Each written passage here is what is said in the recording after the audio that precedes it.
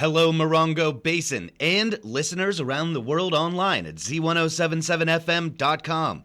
Here is the Z107.7 Local News for Monday, August 26th, 2024. Military.com has reported that Major General William Mullen died from natural causes. Mullen was found dead on June 29th at the Roadrunner Inn on the Marine Corps Air Ground Combat Center in 29 Palms. Mullen recently retired as the Commanding General of Training and Education Command for the Marine Corps and was the former Commanding General of the 29 Palms Base. He served in that role from 2016 to 2017.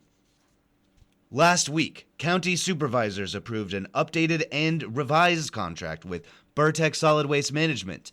The new contract adds roughly 500 households from Morongo Basin's unincorporated areas to the more than 7,000 households in Yucca Valley and 29 Palms that already receive the service.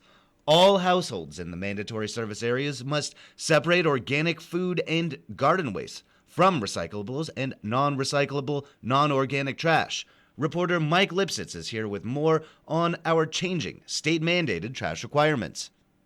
The reality of the situation is that the county really had no choice but to approve the updated Burtec contract. Yes, eligible voters at the affected properties received what is called a Prop 218 notice, informing them of the proposed higher rates. And yes, the notices included instructions on how they could cast what is called a protest vote, and had 50% plus one of the eligible voters composed their own statements opposing the updated contract, and included all required data, such as their name, address, signature, and parcel number, and sent it via first-class mail to arrive prior to the hearing, there would be no service changes. But that didn't happen, as could easily have been predicted with these protest ballots. From the more than 7,700 Prop 218 notices mailed to affected voters, just 8 qualified protest ballots were received prior to last Tuesday's hearing and deadline, far short of the roughly 3,800 needed to stop it. So come October 1, some 500-plus households in the unincorporated communities adjoining existing Burtec routes will begin the mandatory separating of their trash among compostable organics, traditional recyclables, and regular non-organic household trash, and they'll be paying more for the privilege. Reporting for Z107.7 News, this is Mike Lipsitz. A fire in Yucca Valley was put out without injury, though there was damage to the property. On Saturday, just after 11 a.m., a vehicle on fire in a driveway was called in to 911. Engines from San Bernardino County Fire arrived to find a car on fire at the home in Yucca Valley, threatening the 2 homes in the duplex. Winds increased and the fire pushed into the eaves and bedroom window of the duplex. Evacuations were completed on the 2 units and crews were able to knock the fire down quickly, limiting any further spread or damage. No injuries were reported and the fire remains under investigation. Directors at the Joshua Basin Water District convene for a special workshop meeting tomorrow morning. Here's reporter Mike Lipsitz with details. Tomorrow's 9 a.m. meeting is a strategic planning workshop facilitated by an outside consultant. The workshop is for informational purposes only. No action is to be taken. The public is welcome to attend at the district offices on Choita Road in Joshua Tree. Reporting for Z107.7 News, this is Mike Lipsitz. The Palm Springs Airport is holding a job fair tomorrow in advance of their busy season, and the opportunities for Morongo Basin residents are extensive. A wide range of organizations, including airlines, rental car companies, restaurants, retail, parking services, and federal agencies will be offering positions such as customer service associates, ramp agents, sales representatives, and many more with on-the-spot interviews and hires available. The job fair will be held at the Palm Springs Convention Center lobby, located at 277 North Avenida Caballeros in Palm Springs from 10 a.m. to 3 p.m. As many other community colleges did, Copper Mountain College suffered from a decline in enrollment during the COVID-19 pandemic. On Friday's Z107.7 Up Close show, CMC Superintendent and President Dr. Darren Otten shared some good news about recent enrollment. Yeah, our enrollments, like many colleges, we did see a decline during the pandemic. Yeah. We did not see the level of decline that many schools saw, but we saw a decline. I'm happy to share, though, at the end of 23-24, we were essentially back up to our pre-pandemic numbers. And so that was really good from our standpoint, trying to make sure that we'd recovered those students that just ran into challenges going to school during the pandemic. But now, as we're looking at specifically fall 24 and the academic year 24-25, it's crazy. Our parking lot is definitely different than it's been in a while. And this will give you an idea. So just the data that came off the presses last night, head count. So individual students. This year, as of yesterday, we have 1,767 students. This same time last year, it was only 1,260. Wow. And so that's, I mean, we're talking 500 students. That's significant. Huge. Yeah. Huge. Yeah, well, good. Some of that growth is coming, obviously, from dual enrollment. But some of that growth is also coming from some of the other unique programs that we've done we're offering these online programs through many areas that we're seeing students that come to us that will never actually set foot in the Morongo Basin now.